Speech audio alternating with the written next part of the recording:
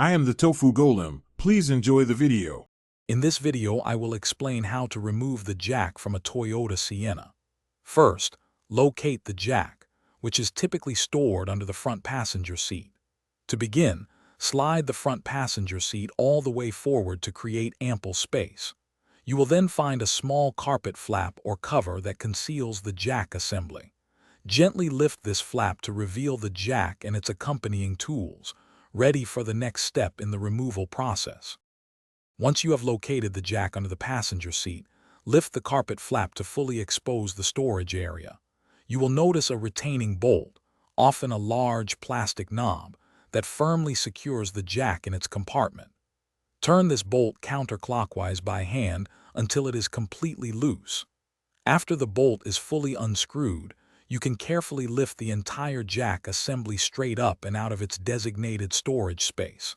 It should come out easily. With the main jack assembly removed, you will typically find the essential tools, such as the lug wrench and the jack handle, attached to it. These tools are usually secured by simple clips, elastic straps, or sometimes a small retaining band. Gently unclip or unstrap each tool from its holder. Take care not to force them, as they are designed to be easily detached. Once freed, you can use these tools as needed for tire changes or other maintenance tasks. When you are finished using the jack, it is crucial to store it correctly for safety and to prevent rattling. First, reattach the lug wrench and jack handles securely to the jack assembly using their clips or straps. Next, carefully place the entire jack assembly back into its designated compartment under the passenger seat.